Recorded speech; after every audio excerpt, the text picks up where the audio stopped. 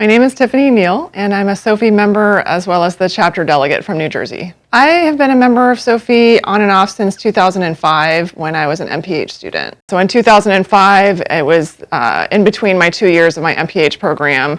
I had heard about SOFI from some professors of mine at UC Berkeley, and they encouraged me to attend the SOFI conference. At that time, it was held in the fall in collaboration with the APHA conference every year. So I applied for a scholarship to attend as a student and was fortunate enough to receive that scholarship and was planning to attend SOFI in, I believe, October of 2025, which was scheduled to be in New Orleans.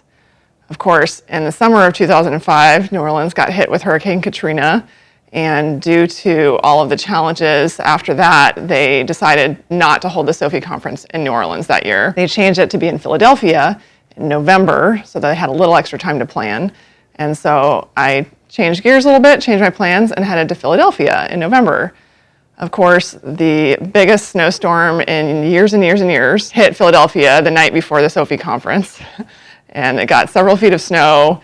I was staying with a friend in the suburbs and had to figure out how to get into the city of Philadelphia for the SOFI conference. Took one bus, the bus got stuck in the snow, walked a few blocks to a different bus, that bus got stuck in the snow, walked a few more blocks to the train station, and finally got a train to take me to downtown Philadelphia.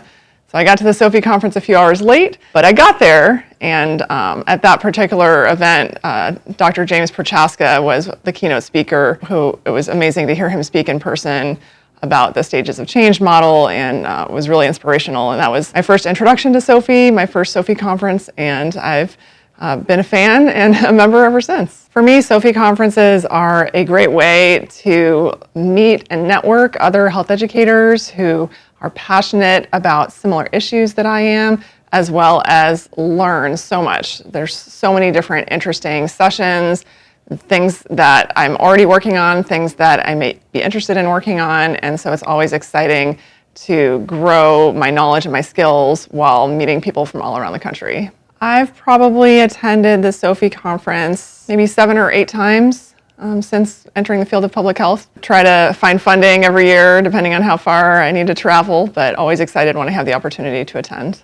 One of the things I like about SOFI conferences is that they're relatively small, so I find that they're pretty intimate and you really get a chance to get to know people and talk to people one-on-one. That first time I attended SOFI in 2005, I attended SOFI for the first few days, and then I attended APHA, and APHA, I think, has over 10,000 attendees. It's completely overwhelming and chaotic, and I only went that one time and have never gone back again, versus SOFI, under 1,000, definitely you get an opportunity to interact with more people on a more personal level, which I really appreciate. And there's certain people that I get to see every year at the SOFI conference, and it's like a little mini reunion of health educators. Being a member of SOFI has allowed me to grow my public health network as well as help with my professional development. People talk a lot about CHES credits, and those are helpful, but really just the learning that comes with that. I've also been grateful for the opportunity to present at a couple of SOFI conferences, so I get really excited when I share my work and get to talk with people about it one-on-one afterwards. So that's a really valuable opportunity that I see with SOFI. SOFI conferences are energizing for me. It's a chance to reignite the passion for public health education and get to share ideas and new concepts with other health educators. SOFI is really a leader in helping to advocate for not only health educators in our profession, but for health issues broadly speaking. SOFI has a continued commitment to health equity, and the annual advocacy summit I got to attend last year for the first time, and I've gotten more involved in advocacy since then. So I really think that they contribute a lot to public health in our world.